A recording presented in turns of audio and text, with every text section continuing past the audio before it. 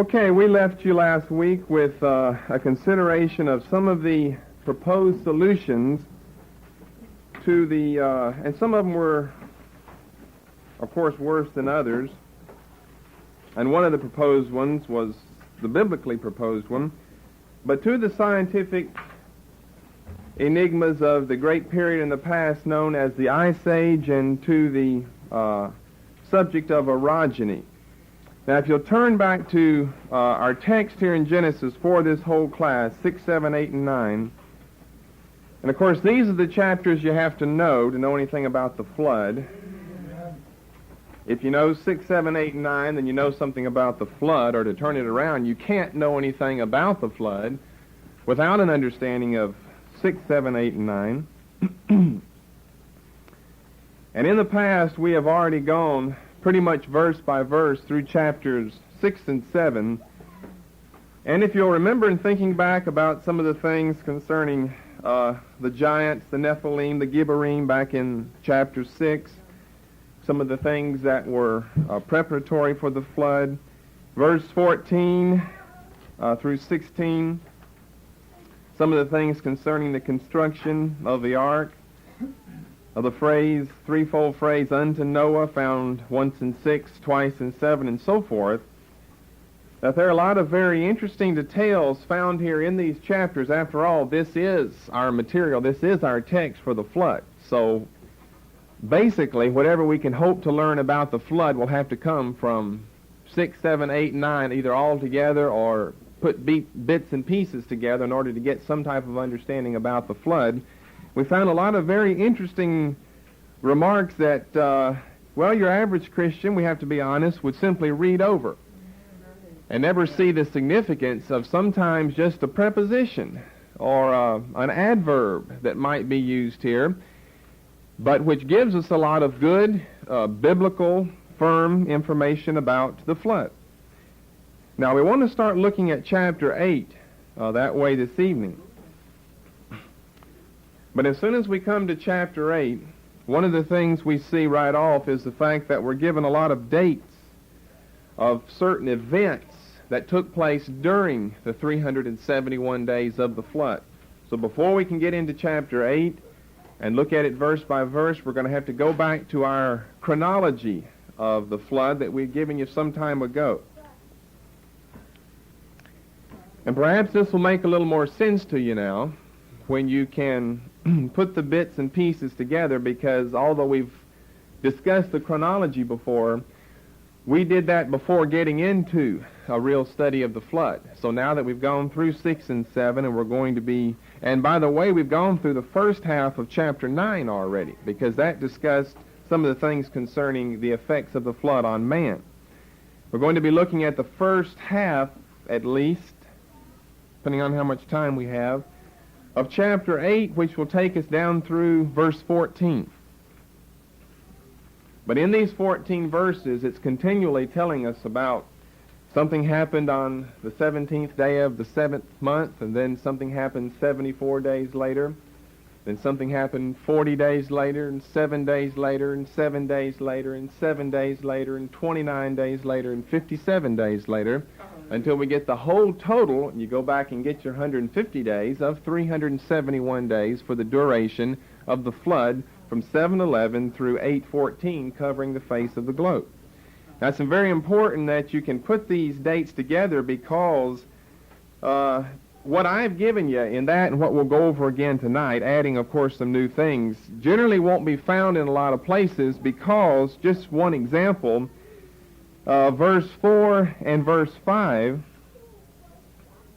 sometimes are felt to be overlapping, which would give us a subtraction of 74 days from our total duration of the flood, which makes it not even a year. You see, our chronology gives us over a year. Now, if you take verse 5 to be overlapping the details that are given in verse 4, then we lose several months worth of our time that we need in the flood for all these great things to have happened. So you need to keep in mind the figures, and we're going to start by going back over those just to refresh your memory. And we've got about 9 steps as far as dates are concerned. And by the way, we find these only in chapters 7 and 8. We don't find them in 6 or we don't find them in 9, right in the middle of the flood account, 7 and 8. Okay, in the first place, we have a 40-day period of torrential rainfall. Now, I realize that we've given this before, but probably most of you couldn't reel off the figures like I just did. So we'll go over it again. It's very easy. You only have to remember certain figures: 40, 110, then 74, 40, 777, 29, 57, and you get 371 days. Then in chapter 7 and verse 12, here we have our period of 40 days as well as 40 nights, during which time the torrential rains fall, at the conclusion of which the maximum depth or height of the flood is reached. And this extends from the 2nd month, the 17th day, until the 3rd month, the 27th day of the month, 40-day period. Genesis 7:12, the rain was upon the earth 40 days and 40 nights. Now this maximum height or depth would have been sufficient, verse 20 of chapter 7, to cover all of the relatively low antediluvian mountains. Only took 40 days and 40 nights to get enough rain, enough water, whether it came from above or from below, to get enough water to cover all of the relatively low antediluvian mountains. So this would bring us up after our 40-day period from the 17th day of the 2nd month to the 27th day of the 3rd month to our maximum height as far as the depth of the waters is concerned, which would cover all the things necessary. Now that generally, if anyone knows anything about the flood, is all they know, that it rained 40 days and 40 nights. And ask them what happened afterwards, and they'll say, well, it got dry, and they got out of the ark then. Well, that's just the beginning. Remember, we've got 371-day period here, 40 days, 40 nights. I mean, they know little songs in Sunday school about that, and they know little stories about Noah's Ark and little pictures, which most of them, of course, are erroneous, with all of their clouds and lightning and so forth on the ark. That's all they know is a 40-day period, that it rained 40 days and 40 nights. Well, we could stop with 7:12 and we'd be finished with the story about the flood then, wouldn't we? We've got the rest of 7 and all of 8 to be concerned about, or at least the first half of chapter 8. So Moses doesn't stop here because God didn't stop with the water and with the period of the flood, the chronology. Then secondly, we have a 110-day period of sustaining rain. From the 3rd month, the 27th day, until the 17th day of the 7th month. Of course, this is based on the 600th year of Noah's life. Because by the time we get to the end, we've reached the 601st year of Noah's life. And that's interesting in itself, that he lived to be 600. Of course, he lived to be 950. He was still spry at 600. So we've got a 110-day period of sustaining rain. Now together, these 2 points, the 40, the 110, the torrential rains, the sustaining rains, these 2 points make up one time period in our flood chronology, which is the 150-day period, 21 weeks approximately, known as the period of the prevailing of the waters. So you have to tie these 2 points together. The torrential rain period of 40 days, the sustaining rain period of 110 days, gives us 5 months from the 17th day of the 2nd month to the 17th day of the 7th month. You've got 150 days, where you've got approximately 21 weeks, I believe 147 days, which we'll call the period of the prevailing of the waters. Now this is seen in chapter 7 and verse 24.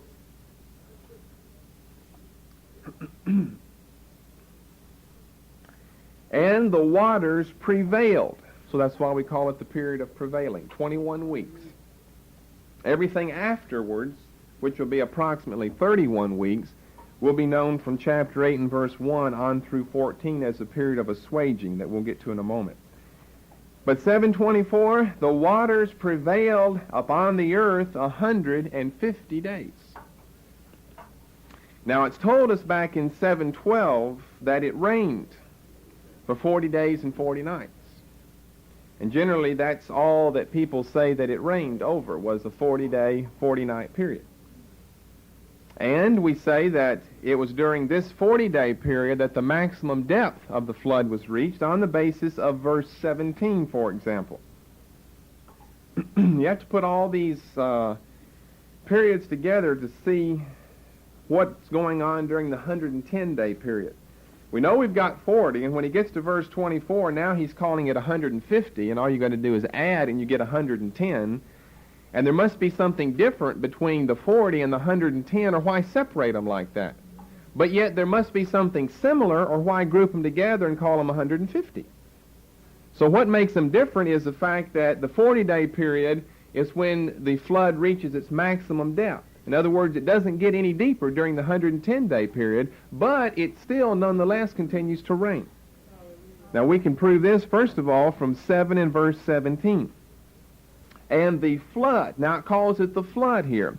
The flood was upon the earth 40 days, or the flood was 40 days upon the earth. The waters increased all the way down through verse 20, and the mountains were covered. And it says this all took place during the 40-day period, and it calls that the flood.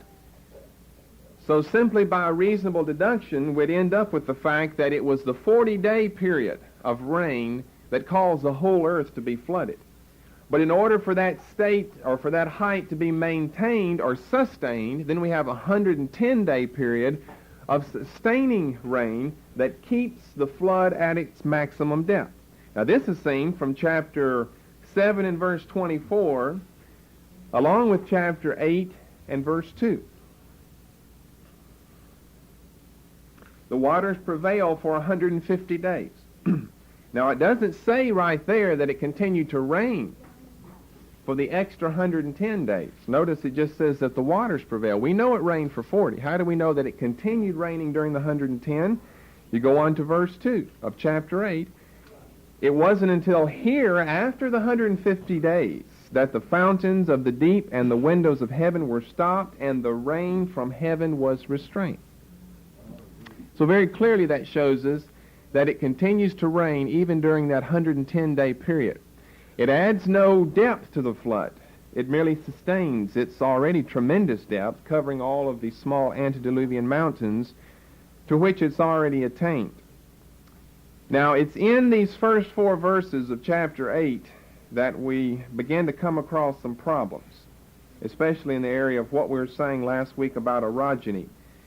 Now, let's go on and look at these first few verses, and I'll show you what I'm talking about, because this is where our problems begin. God remembered Noah, every living thing, and all the cattle that was with him in the ark. God made a wind to pass over the earth, and the waters assuage. Now this is after the 150-day period. And the fountains also of the deep and the windows of heaven were stopped, and the rain from heaven was restrained.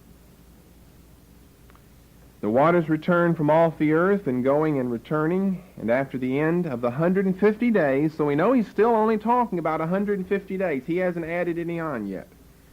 The waters were abated. And the ark rested in the 7th month, on the 17th day of the month, 5 months later, 150 days, taking 30 days per month, upon the mountains of Ararat. And the waters were in going and decreasing until the 10th month, and in the 10th month, on the first day of the month, were the tops of the mountains seen.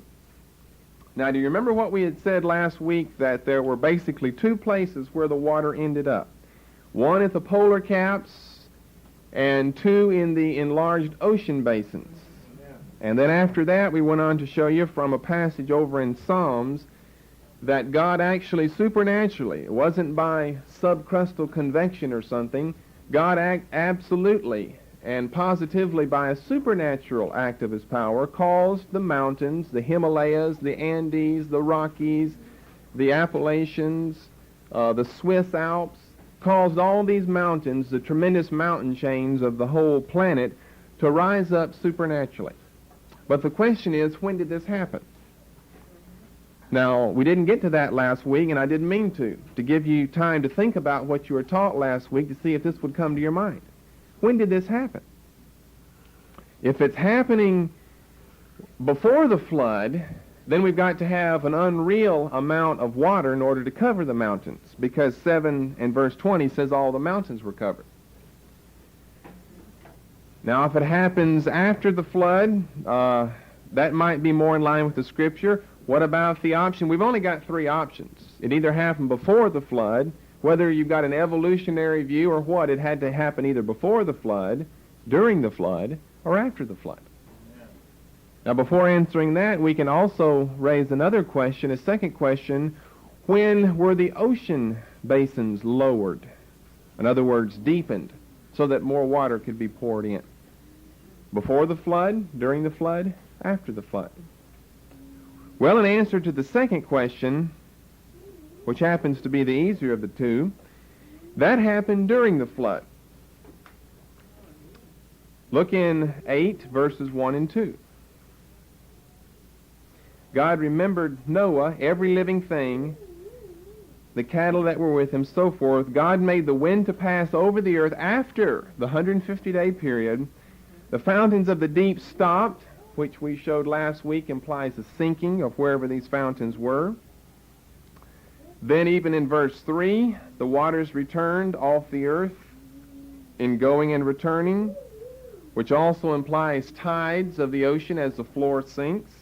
Verse 5, the waters were in going and decreasing until the 10th month, so the ocean floors must still be going down. So in chapter 8, verses 1, 2, 3, and 5, we have our answer as far as when did the ocean basins sink. They sank after, not before, but after the 150-day period, and evidently they continued sinking for a number of months after that. Now, when we come to the question about the mountains, we have another problem on our hands. And from the following considerations that I'm about to give you, we can prove that the raising up of the mountains did not take place during the flood, which maybe most of you were led to believe. Now, I didn't say that, but maybe you were just led to believe that because I purposely avoided that issue last week. But you don't have the ocean floor sinking, like it being balanced out all at one time. The ocean floor is sinking and the mountains being raised up all at the same time. Why? Because of the following considerations. In the first place, now you have to think about this, but listen and get down what you can. In the first place, the highest mountain in the region where the ark ends up would have to be Ararat. In other words, it would have to be whatever mountain of this plurality of mountains in 8:4 on which the ark ended, or landed, or beached itself.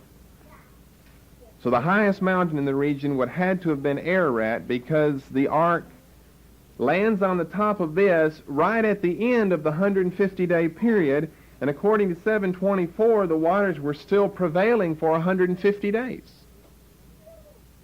But if you count 150 days from the 2nd month, the 17th day, then you end up with the 7th month, the 17th day, which is what verse 4 of chapter 8 says. The ark rested the 7th month, the 17th day of the month, upon the mountains of Ararat. And that is 150 days there. But yet, according to chapter 7, the waters were prevailing, which can only mean that the waters must have barely covered the top of whatever the highest mountain in that region was, in order for the Bible in chapter 7 to say the waters prevailed up until 150 days. But then they began to assuage on that 150th day, and on the same day they began to assuage, which is what chapter 8 verses 1 to 4 says, the ark finally rested upon the mountains of Ararat. In other words, it wasn't like several days of the water sinking and sinking and sinking, which would imply that maybe the waters covered the highest top of the highest mountain by 1,000 feet, and it took several days before the waters sunk low enough for the ark to end up on top of the mountain. That couldn't have taken place because of what I've just said, the 150-day period. Now, under the same point here, since chapter 7 and verse 20 says that the ark had sunk 15 cubits into the water, and then the mountains were covered, then the highest mountain would have to be covered by at least 15 cubits of water. Otherwise, the ark would have run into the top of the mountain, which is around 22.5 feet, because you've got 30 cubits for the height of the ark, 45 feet. So the water would only had to have gone over the top of the highest mountain around 22.5 feet, or 15 cubits, depending on which you're more used to. Which means that as soon as the wind begins to blow, verse 1, the fountains and the windows are stopped up, verse 2, the ocean basins began to sink, verse 3. You see, you have a whole list of causes here. Then the effect, verse 4, on the selfsame day, the 150th day, then the ark came to rest upon that high mountain in that area, which was Ararat. All right, are you all following along? If you got a question, stop and I'll go back over something. Now, this mountain in verse 4, whichever mountain it was, this mountain in verse 4, and it calls it the mountains of Ararat, could not have been the same height as they are today, because it would take an impossible volume of water. Because the highest mountain in that chain today is over 3 miles high, 17,000 feet, the greater Mount Ararat. Now, if it's 17,000 feet, then we have no need of Psalm 104 and the mountains rising up later. They're already tall here. And since we know that the antediluvian mountains were relatively small as far as their height is concerned, then we don't have a large volume of water which would have been necessary to cover something that's over 3 miles high, 17,000 feet high. So this means that the mountains could not have been lifted up during the flood. Secondly, we cannot assume the growth of the mountains during this time, because it would be carrying the ark right along with it. Now, wouldn't that be a little ridiculous? You see, if you're thinking that the mountains just began growing, then you've got Noah's Ark perched right on top of Mount Ararat, but yet it's not on top. You've still got water there. And the mountain begins to grow. And as it grows, it comes right out of the water. And as it comes out of the water, it picks up the ark and carries it 17,000 feet up into the air. Now, that's a little ludicrous and a little ridiculous to believe, which means the mountains couldn't be growing at this time, because whichever one this is on which he landed, it would have been one of those that grew if the growing of the book of Psalms of the mountains is taking place during the flood. And what's more than that, why does it take 74 days between verses 4 and 5 before any of the other mountains start growing and catch up with the sight of Noah 17,000 feet up in the air? And then thirdly, Mount Ararat, greater Mount Ararat, as we know it today, is perpetually covered with snow. Now, this is the one point with which the critics have had a field day. Oh, can't you see Noah and all those little animals, that motley group of creatures getting out, trying to descend from a 17,000-foot summit covered with permanent snow and glaciers and ice and so forth. And besides that, of course, you could hardly breathe up there if you're 17,000 feet high. Now, this has been a great problem with the fact that it says, and it does say in verse 4, that the ark landed upon the mountains of Ararat, 17,000 feet high. There are Christian expeditions going on there all the time, and it is perpetually covered by snow. And it does say that it landed upon the mountains of Ararat. We shouldn't assume the side of the mountain, because why not land on the top? It's going to land on the first dry thing that comes about. And the top of Mount Ararat, greater Ararat, if it's 17,000 feet here, would be the first thing that they would begin to land upon. But we've got the problem of it all covered by snow. How are you going to get all those animals down from there? And they have pictures, they say this is why the altar was built later on in the chapter. It really wasn't for sacrifice, it was for warmth, because they were freezing on top of the mountain. And it's a religious thing that's been added into the Bible in telling us that the purpose for the altar was a sacrificial purpose. because God didn't need any sacrifice. The people on board the ark needed some fire because it was cold. Now, if you look over in the passage in Psalms, I just want to show you that nowhere does it say here that the mountains are actually ascending during the flood. As a matter of fact, before you go there, remember what chapter 8, verses 1, 2, 3, and 5 are saying. All that we've got implied that's taking place after the 150 days, but during the flood, is the sinking of the ocean floors. By the wind, by the fountains being closed up, by the waters returning off the earth, verse 3, returning off the earth, verse 5. 1, 2, 3, and 5 of chapter 8 are clearly showing us that the sinking of the ocean floor is occurring during this time. So we've got a descending of the ocean basin, but nowhere does it say we've got an ascending of any mountains. It mentions mountains, but it doesn't mention any growth of any mountains here. Now, in our passage in Psalm 104, if you don't have the first part of verse 8 changed, then it becomes a little confusing, because it looks as though the first part of verse 8 is referring to the waters going up and down by the mountains, which is not what he's saying in Psalm 104. Now, there are some other texts that are speaking along a similar line of what the psalmist is in Psalm 104. And sometimes, like in the book of Job, for instance, sometimes whenever it's speaking of things like what he says in verses 5, 6, 7, and 8 of Psalm 104, sometimes it does have reference to creation, to Genesis 1. On other occasions, it all depends on the context. On other occasions, the verses that speak of water and of God's rebuke of water and of mountains and of floods and things like that, sometimes that refers to creation, but at other times it refers to the flood. And so you have to make a distinction between those two time periods, either Genesis 1 or Genesis 8, concerning what that text is really referring to. And thirdly, sometimes it can be referring to both of them. Some of what it says applies to creation, some of what it says applies to the flood.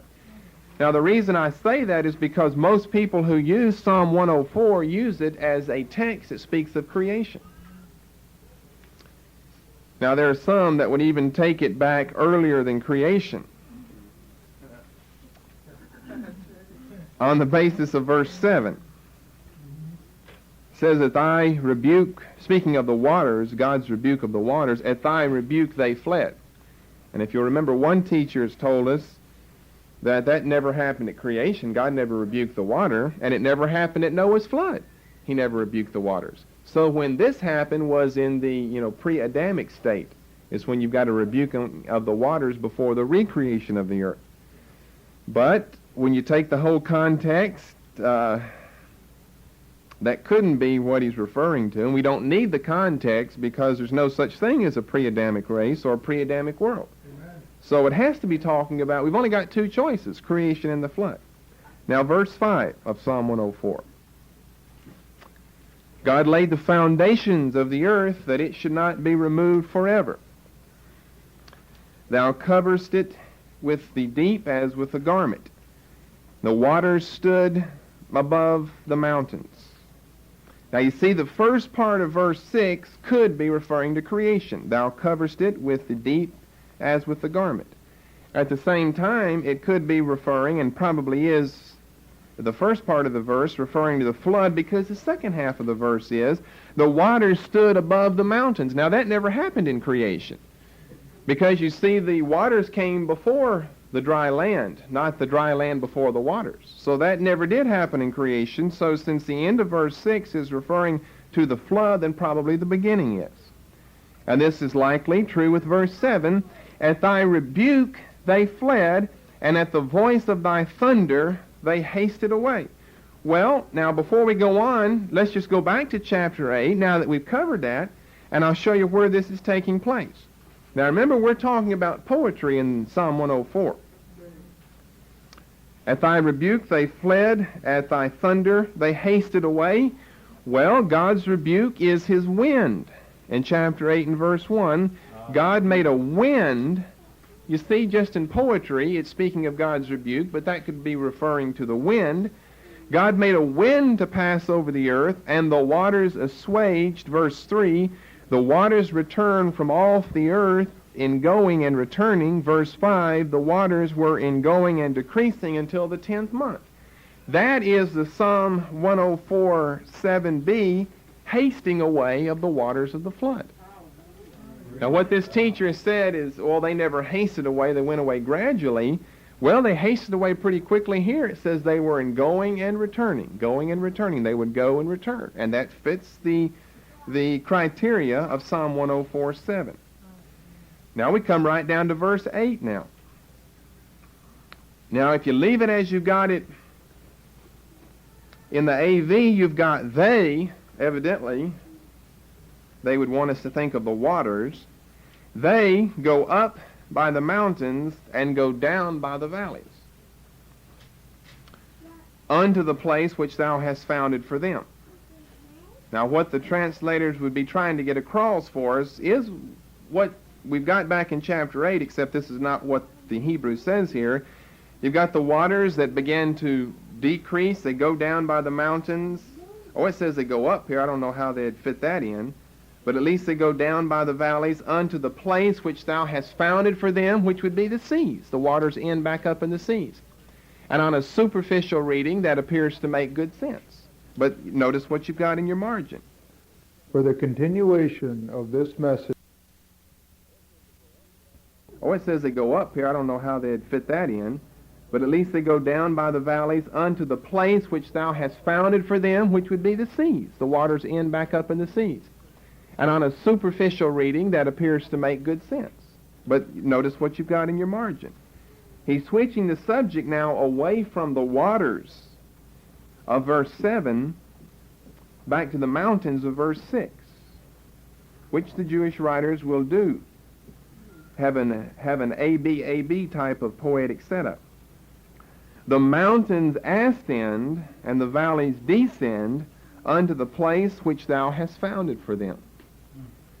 Now, it doesn't say here that this all took place right immediately after the 150-day period, 21-week period of prevailing. It doesn't say anything about that. As a matter of fact, it doesn't say it took place anywhere during the 371-day period. Because although you've got a mentioning of the waters leaving in verse 7, that doesn't mean that chronologically verse 8 has to follow the next day. Because if you're familiar with Old Testament prophets, they'll have the first half of a verse referred to Christ's first advent, and the second half of the verse is referring to his second advent. 2,000 years separation between first advent, second advent. But we don't say, well, since it's part of the second half of the verse, it had to come a day after the first part of the verse. Since it's not true in those places, it's certainly not true here, because of the reasons that we've given you. If the mountains are actually being lifted up here, then Noah's Ark is being carried like an elevator, up 17,000 feet, and when you get up with an altitude like that, you don't have to be at the poles for it to snow. It just starts snowing when you get up that high. And there you're going to have an ark buried with snow and everyone frozen, all in the ark, until they get out and start a fire to get warm. Now we know he's talking about the flood because of verse 9. Thou hast set a bound that they may not pass over, that they turn not again to cover the earth. Now a decree was never given after creation, back in chapter 1, that the waters will never cover the earth. That wasn't given until after the flood in Genesis 9. Because if this were referring to creation only, or exclusively, then we're going to have to be able to ascertain verse 9 back somewhere in Genesis 1 or 2, where God would say, now I'm going to never allow the waters to pass over the earth. I mean, this is what he says in verse 9. But then they go on and do that in chapter 7. So you'd have a contradiction on your hands unless you move the events of Psalm 104 to Genesis 7 rather than Genesis 1. And then in Genesis 9, you got the decree that he would never again flood the whole globe. He'd never be destroyed again by water. This is the bound, this is the decree that is set by God that's mentioned here in Psalm 104 and verse 9. Okay, so that ought to clear some of that up. The ocean basins began to sink immediately on the 150th day, as a matter of fact, right on that day, because this is what our text plainly tells us. However, the mountains don't begin to ascend until several months later, at least until Noah and all the animals have had plenty of time to get down off of the mountain, get back down into a valley or a plain area, and then the mountains are going to begin to grow because of all the obvious reasons and facts and points we've given you before. They're 29,000 feet high today, but they weren't Noah's day. They got there between Noah's day and our day, but it didn't happen during the flood because everything would have frozen up on top of 17,000-foot Mount Ararat. So it had to come, in other words, after chapter 8 and verse 22. Now, you get later on in chapter 9, over in verse 20, Noah begins to be a husbandman, and he plants the vineyard. Well, vineyards don't grow at 17,000-foot elevations. So we know that by this time, he's had time to get lower, somewhere lower, probably down in a fertile valley area. Remember, the whole earth would be very fertile because you've got carcasses of hundreds of millions. We even gave you some estimates of billions of human beings and animals and so forth that would have died and now rotted and been buried in the earth. So you got a very, very fertile earth. And things really do begin to grow, and that's why he begins to be a husbandman, produces his vineyard. But what I'm saying is it couldn't have been up on the top of Mount Ararat. Okay, after that we come to our third point of the chronology, and with the third point we began the approximately 31-week period known as the period of assuaging. 21 weeks of prevailing, 31 weeks of assuaging. First of all, we've got verse 5. The waters decrease for 74 days until the tops of the lower mountains are seen. He rests upon the highest one, which is another text, verse 5, that shows us that the mountain on which he landed would have to be the highest one. Or why does it take 74 days before you can see the tops of the mountains, unless the tops of these mountains are referring to lower mountains than the one that he's on? Obviously, that's the only thing that you could end up with. All right, then after that, we have our 40-day period before the raven is sent out. So we start back with our first point of a 40-day period of torrential rains, then a 110-day period of sustaining rains, then a 74-day period where the waters are decreasing until we see the tops of the lower mountains, and then after that, which is the first day of the 10th month, then we've got a 40-day period before the raven is sent out. That's chapter 8, verses 6 and 7. It came to pass at the end of the 40 days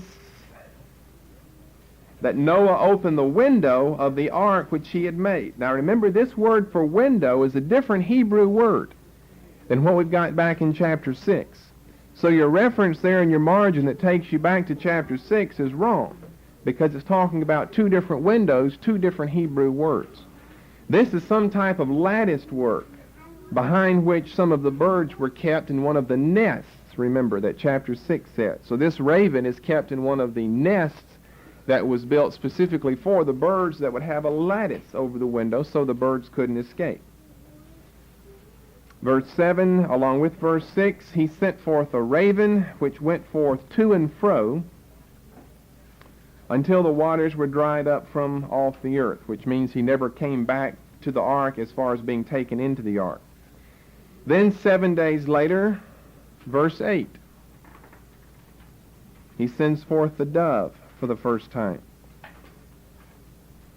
Dove doesn't find a place to rest the sole of her foot, verse 9, so she comes back.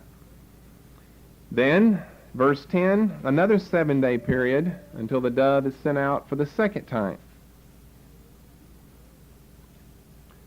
The dove comes back in the evening, which means she stayed gone all day long, brought back an olive leaf, verse 11. Then another 7-day period, verse 12, the dove is sent out on her third journey and doesn't return. All right, so far we've got 40, 110, 74, 40, 777. We've got to end up with our 371-day period. Okay, then when we come to verse 13 of chapter 8, we're not given any number of days like we've been given prior to this, but we're given a month and a day and a year. Now we're into the 601st year of Noah's life. Came to pass in the 600th and first year, in the first month, the first day of the month, that the waters were dried up from off the earth. Now what it does not tell us, as far as listing a number of days is concerned, is how long a time period elapsed between verse 12, the third time the dove is sent out, and what's recorded here in verse 13. All right, the way we find that is you take chapter 8 and verse 13 with chapter 7 and verse 11, because in both places you're given a year, a month, and a day of Noah's life. When you total all the days up between chapter 7 and verse 11 and chapter 8 and verse 13, you end up with 314 days. Okay, how does that help us? Well, when we add up our 40, 110, and so forth, all the periods I've given you, all we get is 285 days, which means you subtract out and you get 29 days, which means that between verse 12 and verse 13, although he doesn't tell us this, except by the year, the month, and the day, we have a period of 29 days. So that's your next point. 29 days later, Noah removes the cover or the door of the ark.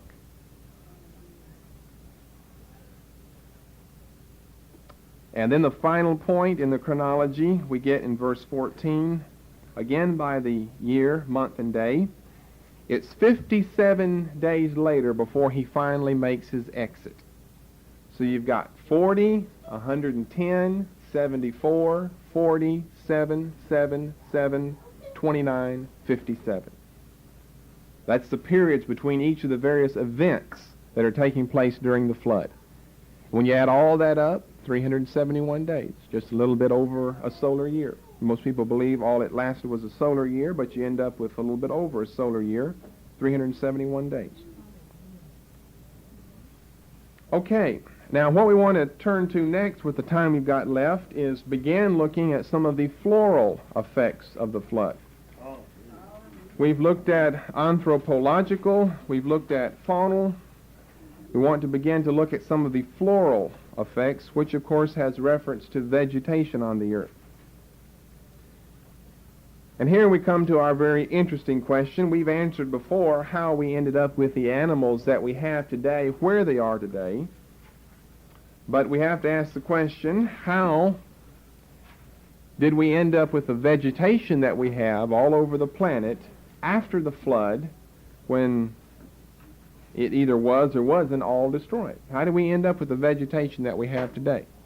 There are a number of theories on this. First of all, we have our local flood theory. Local flood says the flood didn't destroy all the earth. All the vegetation wasn't destroyed. And so how did we get the vegetation we have today? Well, it's always been here. Nothing ever happened to it. So you've got no problem with local flood theory. Another very popular theory, invented by John Fleming in 1826, is known as the tranquil flood theory. And here they hold, you see, we haven't actually gotten to an abandoned ship as far as universal flood belief is concerned, because John Fleming, with the tranquil theory in 1826, still believed in a universal flood. But he said that the flood was so tranquil, the waters were so quiet and so calm, that it didn't even disturb any of the trees, didn't even knock any leaves or branches off the trees, that it did cover all the mountains, but it was so peaceful and so still that it didn't affect any of the trees. And their proof for this, which we'll be looking at in a moment, comes from verse 11. How did that dove get that olive leaf? Unless the tranquil theory is right, never even bothered any of the trees. And as soon as the water went down, you had a whole olive tree still standing. And so the dove, on her second trip out, simply goes to the nearest olive tree that the flood never affected and plucked a leaf off. Tranquil theory. Then thirdly, there's the recreation theory. You remember that this was also one of the theories under the question how the animals got in the various locations where we find them today. Some of the early church fathers believed that God simply recreated them. But then we said, why take them on board the ark if you're going to recreate them anyway? And a similar thing is true concerning vegetation. There's no reference anywhere, no hint of a reference that God recreated any vegetation after the flood. Now it's giving us all the details we need to know to piece together a diluvian account. And one thing it would be conspicuously absent of is any explanation of vegetation if God recreated the vegetation. But we have no inclination of that anywhere. A fourth view, which is just as ridiculous as the preceding three, is that Noah, the animals, the birds, and the wind, they like that wind in 8:1, carried or blew the seeds of the plants that they had on board the ark with them all over the world, and all the plants were replanted. Now, they like the wind, I say, of chapter 8 and verse 1. And also, let's go back to a text we looked at earlier back in 6:21, because they have another text that goes along with the theory of replantation. Noah, the animals, the birds, and the wind would have either carried or blew the seeds of the stored vegetation they had on board the ark all over the world, thus replanting all vegetation. You know, a bear would have been asleep in there and some watermelon seeds got stuck to him. And as he's migrating, then the seeds fall off somewhere. And they get buried, planted, and you know the story. Take thou unto thee of all food that is eaten, and thou shalt gather it to thee, and it shall be food for thee and for them. Now we know he's talking about plant life here.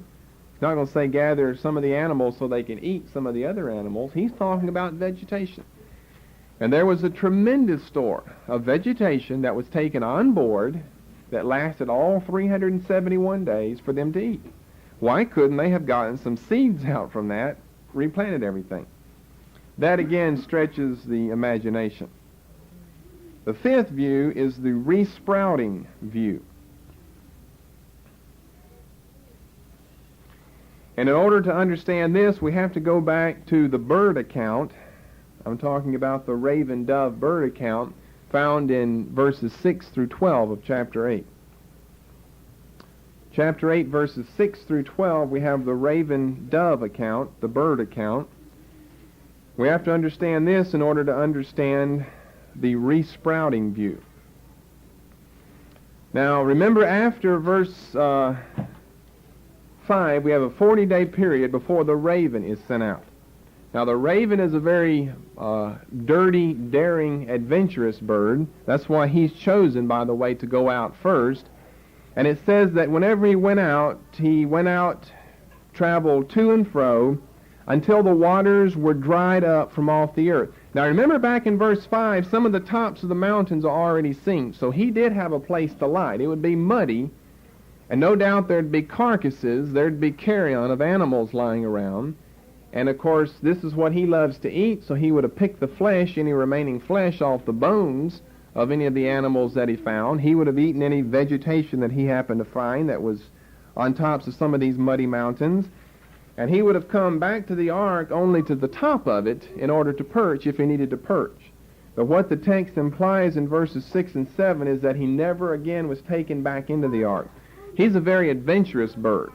You see, a very bold type of bird, and one that will eat just about anything.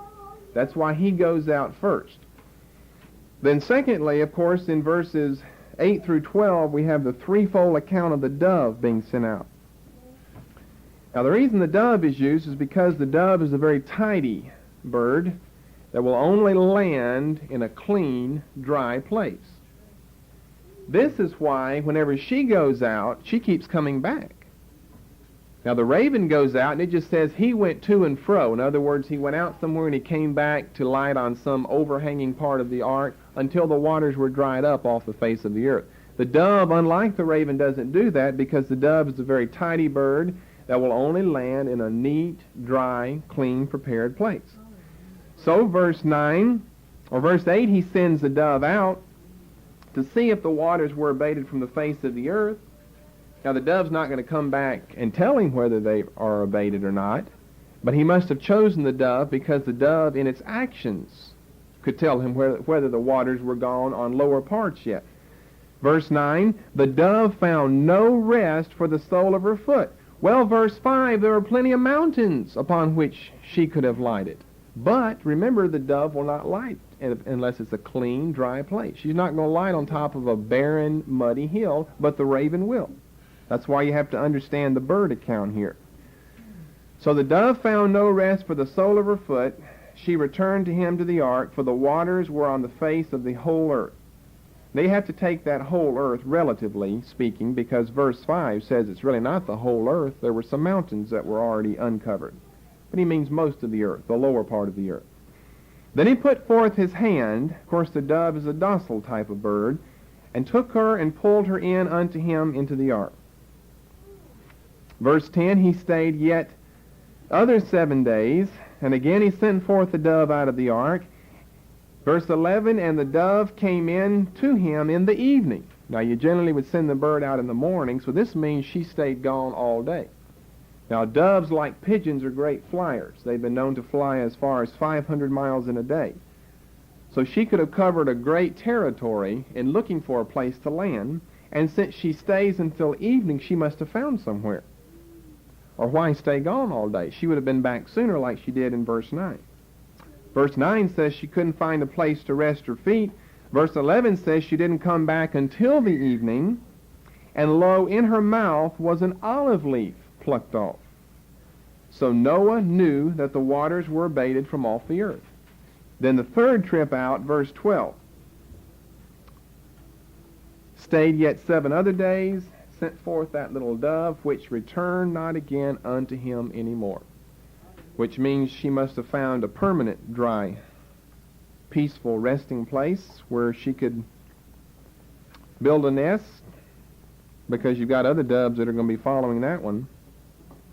You got to. That one's going to be out there and die all by itself then, and begin to produce after their kind. Now, our problem right here is verse 11 as far as the vegetation is concerned. Generally, it's held that the leaf, the olive leaf, was an old leaf that was floating around in the water. But there are several reasons why this couldn't be that I want to give you. That's the general belief that the dove found this leaf floating around in the water. First of all, a year of floating around in the water would have rotted a little tiny olive leaf. That makes a lot of sense, doesn't it? Secondly, one that was floating around in the water would not give Noah the answer that he got in 8:11b. The dove brought the olive leaf back so that Noah knew that the waters were abated from off the earth. Now, if she got it out of the water, how did that make him know that the waters were abated? That would tell him just the opposite. So it couldn't have been floating around in the water. How did he get the answer that he got in 8:11b? And then thirdly, and most interestingly enough, the Hebrew does not say that in her mouth was an olive leaf plucked off. The Hebrew says that this was a freshly plucked leaf or a newly sprouted green one. Now you don't get that in your version. You just get olive leaf. And so you just think an olive leaf, laying in the water somewhere. But it doesn't say that. It says one that is freshly plucked off a fresh, newly sprouted green olive leaf. Now, it wasn't an entire branch. Notice all it says is an olive leaf. It wasn't an entire branch. It's just a leaf that the dove has found. Now, it's very interesting that the olive tree comes into view here because the olive tree is one of the earliest sprouting trees in Mesopotamia, and it's one of the hardiest trees in the region. As a matter of fact, Pliny in his Natural Histories, his book on natural histories, actually records the fact that olive trees were known to grow in the Red Sea beneath the surface of the water, which shows how sturdy they were as far as water was concerned. And they wouldn't grow there indefinitely, but they had sprouted and grew beneath the surface of the water in the Red Sea. Wow. And that's why we've got here that an olive leaf is what is being used. Now, we're talking about our fifth view as far as what happened to the vegetation, or how did we get our vegetation today. The biblical view is the resprouting view. There would have been a vast amount of vegetation that all would have been destroyed. There were no olive trees left standing.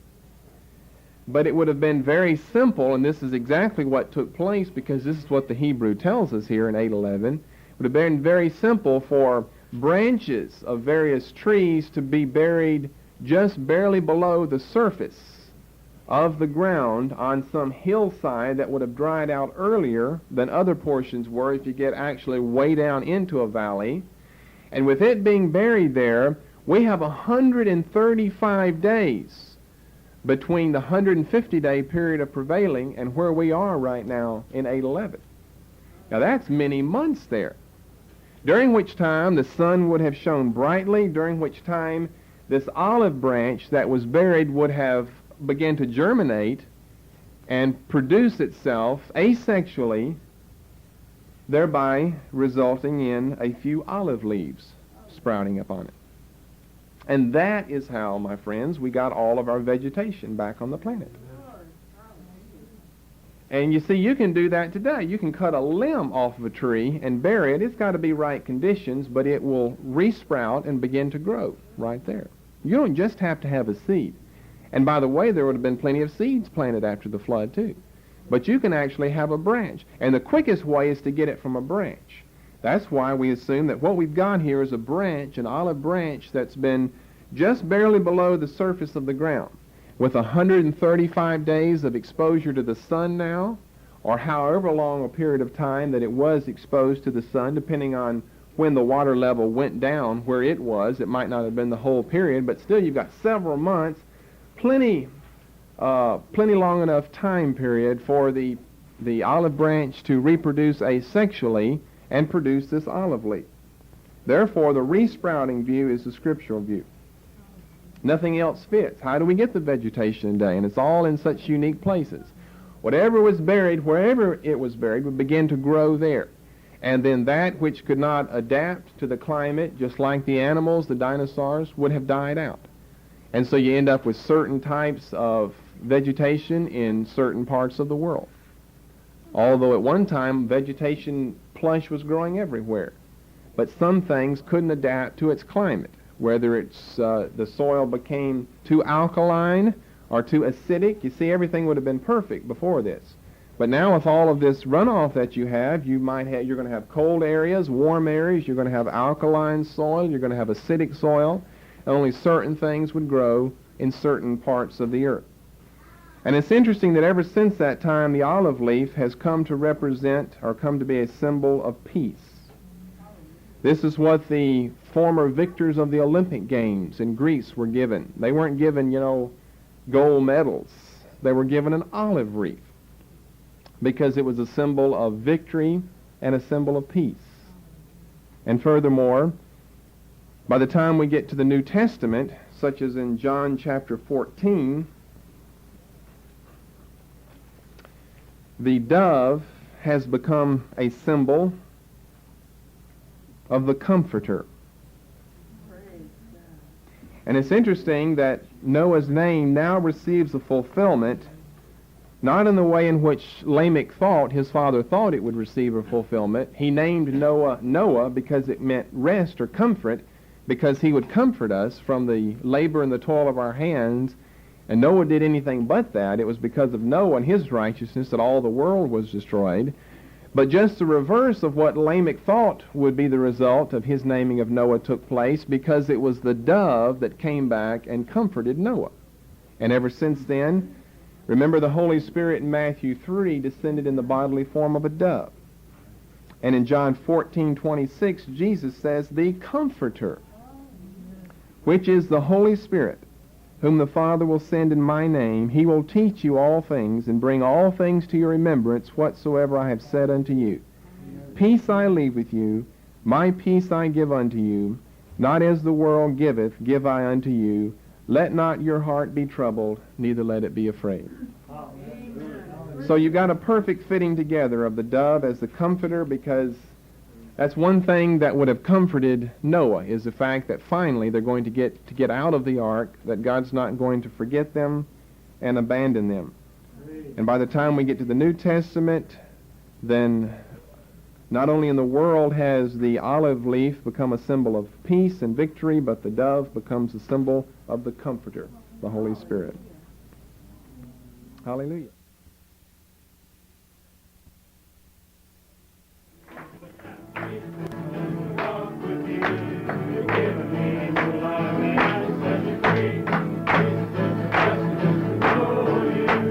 Faithful to your word, you're strong and true, and Jesus, it's a blessing just to know you.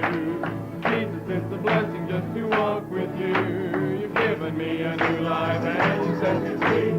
Jesus, it's a blessing just to know you. Jesus, it's a blessing just to walk with you. You've given me a new life and you set me free. Jesus, it's a blessing just to know you. You're faithful to your word, you're strong and true. My Jesus, it's a blessing just to know you. Jesus, it's a blessing just to walk with you. You've given me a new life and you set me free. Jesus, it's a blessing just to know you. Jesus, it's a blessing just to walk with you. You've given me a new life and you set me free.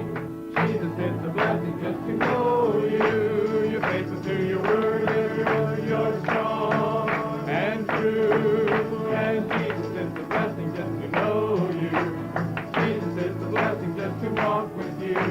You've given me a new life and you set me free. For a complete list